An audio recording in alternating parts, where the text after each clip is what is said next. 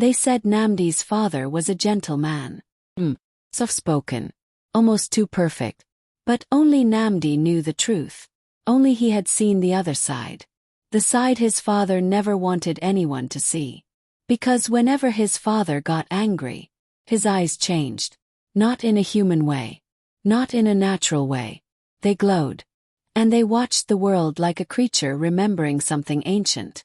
And the day Nnamdi discovered what his father really was, his entire world shattered. Before we continue, if you love powerful African stories filled with mystery, drama, and deep secret like this video, subscribe so you won't miss a new episode. Now let's continue.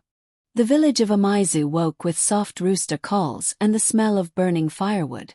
Houses lined the dusty road like tired elders leaning on each other. In one of those houses lived Nnamdi and his father Odogwu, a man respected by everyone. He was strong yet gentle, firm yet calm. He never raised his voice, never quarreled with anyone, never even seemed to get tired. People admired him. But Nnamdi feared him. Not because Odogwu ever hurt him, but because his father was different. He noticed it the first time when he was 8. A young goat strayed into their compound and scattered the ripe peppers Mama had dried under the sun. Nnamdi shouted in frustration, "Papa, the goat has spoilt everything." Odogwu turned sharply, and his eyes shifted, not to red, not to blue, but to something glowing like heated metal changing color. They burned for 1 second, then returned to normal. "Leave the goat," Odogwu said calmly, as if nothing had happened. Nnamdi never forgot. As he grew older, strange things kept happening. His father never ate meat. His father never slept deeply. His eyes twitched like he was listening to things far away. And sometimes, when he thought no one watched, he would stare at the moon like it was calling him. To everyone else, Odogwu was a normal man. But to Nnamdi, he was a riddle wrapped in skin. And deep inside, Nnamdi feared that one day, that riddle would unravel. It happened on a cold evening. Nnamdi had returned from the stream with a bucket of water balanced on his head. As he entered their compound, he froze.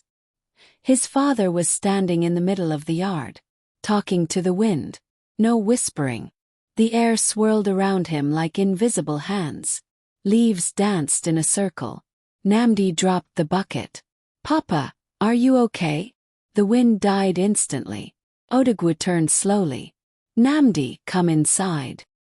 His voice was calm, but his eyes, they looked too bright, too alert. Inside, his father sat him down. "You must never walk into me like that again," he said quietly. "Why?" "It is not safe." The words cut like a blade. Not safe. For who? For Nnamdi. Or for the world? That night, Nnamdi couldn't sleep. He heard strange noises outside, like the wind was calling names. Around midnight, he peeked through his window and saw something that made him drop to the floor. His father was floating. Not high. Just above the ground. Like someone held him by invisible strings. Nnamdi covered his mouth to stop himself from screaming. And then he saw it. A figure made of dust and wind standing before his father. Whispering. Communicating. Like an ancient friend. At dawn, the figure vanished. Odogwu returned inside, his face pale. When Nnamdi confronted him later, his father only said, "Some truths are dangerous when heard too early." But the boy's fear had grown into something else. A need for answers. From that day, Nnamdi began watching his father closely. He pretended to play, but he was observing. He pretended to sleep, but he listened. He pretended not to care, but curiosity chewed his heart. One afternoon, Nnamdi followed Odogwu to the forest. He hid behind a tree as his father walked deeper into the woods, a place no villager dared to enter alone. Suddenly, the ground trembled. The air grew cold. Odogwu knelt beside an ancient stone and placed his palm on it. The stone lit up with symbols that looked older than the village itself. Then Nnamdi heard voices. Not human voices. Echoing. Like drums under water. A bright light rose from the stone. Odogwu spoke softly. I am still here. I have not forgotten my purpose. The light responded with a sound that made Nnamdi's knees weaken. He accidentally stepped on a broken stick. Crack! Odogwu's head snapped sharply. Nnamdi! The trees shook with his voice.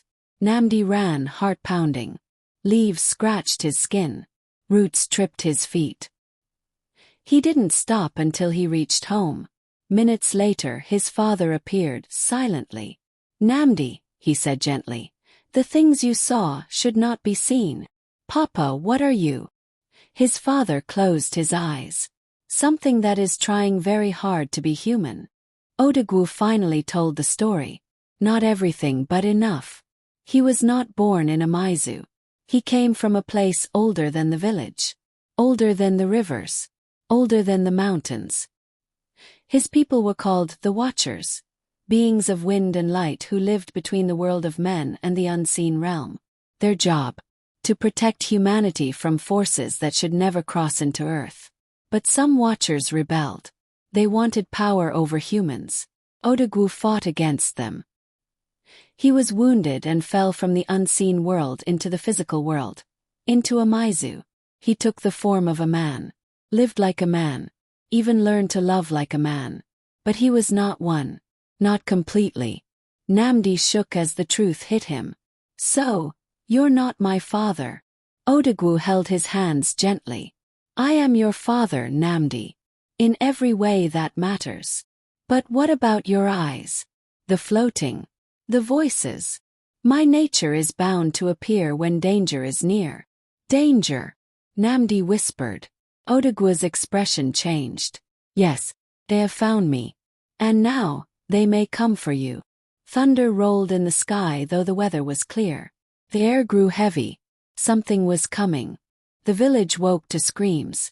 Not screams of pain, but of pure bone-deep fear. Women rushed out of their huts clutching their children. Men grabbed machetes they knew would be useless. Goats broke free of their ropes, bleating wildly. At the edge of the forest, a whirlwind spun itself into existence, tearing up roots and sand. Inside it, dark shapes writhed, twisting like living smoke. A deep, cold voice echoed across the land. The veil must break. Odogwu stepped forward slowly, his jaw set, his back straight. His eyes no longer flickered. They blazed, two molten suns burning through the morning fog. Beside him, Nnamdi trembled violently. Papa, his voice cracked. What do they want? Odogwu placed a hand on his son's shoulder. You, us, and me. Why? To use us, to twist what we are, to tear open the barrier between their world and ours. The ground shook violently. Thunder groaned across the sky though no clouds were there. The villagers dropped to their knees, praying. Odogwu turned to his son fully now. His voice softened. Nnamdi. No matter what happens next, hear me well. You are more human than you think. And more powerful than you know. He pressed a glowing hand to Nnamdi's forehead. A warm surge, like sunlight, like breath, like memory, flooded the boy's chest. His heart pounded with new strength. His sight sharpened. His fear lessened. Then the creatures emerged. They stepped from the whirlwind. Beings of dust, shadow, and hatred. Their forms shifting like dying fire. The first one hissed. Child of two worlds. You belong to us. Odogwu answered not with words, but with light. He clenched his fists and unleashed a wave of golden energy that cracked the air like thunder. The creatures recoiled, shrieking in pain. Then the battlefield erupted. Wind clashed with darkness. Light tore through shadow. The earth trembled beneath their feet. Nnamdi watched in terror and awe as his father moved with superhuman speed. Leaping, spinning, slashing through the storm of creatures. But for every one Odogwu struck down, 3 more rose from the dust. The battle was unwinnable. Odogwu looked back once. Just once. Nnamdi. Yes, Papa. Run. I won't leave you. You must. The words shook the air itself. Tears blurred Nnamdi's vision. His feet refused to move. Papa, please. Odogwu smiled softly, a smile filled with love, pride, and something deeper. Farewell. Go, my son. Nnamdi sobbed, turned, and ran. The sky exploded behind him in blinding light. Wind roared like a living creature. The world flashed white. Then silence. When the dust eventually settled, Odogwu was gone. Not slain. Not defeated. The villagers gathered slowly, whispering. Did he ascend? Did he return to his people? Did he become the guardian of the wind? But Nnamdi knew. His father had not left him. Not truly. Days passed. Weeks. Months. Whenever the breeze brushed Nnamdi's cheek, especially at sunset when the world glowed gold, he heard it. A soft whisper. A voice only he could understand. I am here, my son. And then one evening, as Nnamdi sat beneath the ancient tree, the wind circled him gently, warm, calm, protective. He closed his eyes, and he smiled, because he knew, with absolute certainty, that one day, when the worlds aligned, when the veil thinned again, his father would return, not as a warrior, not as a legend, but as the wind that remembers. And Nnamdi whispered back into the breeze, I am ready, Papa.